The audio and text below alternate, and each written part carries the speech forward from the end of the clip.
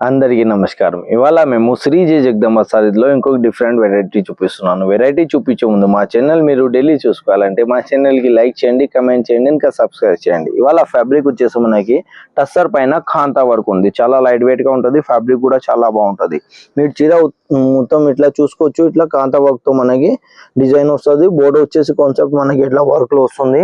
ఇంట్లో పళ్ళు వచ్చేసి మనకి ఇట్లా మొత్తం ఇట్లా వర్క్ తో వస్తుంది. దీంట్లో బ్లౌజ్ కాన్సెప్ట్ వచ్చేసి ఇట్లా కాంట్రాస్ట్ లో వస్తుంది.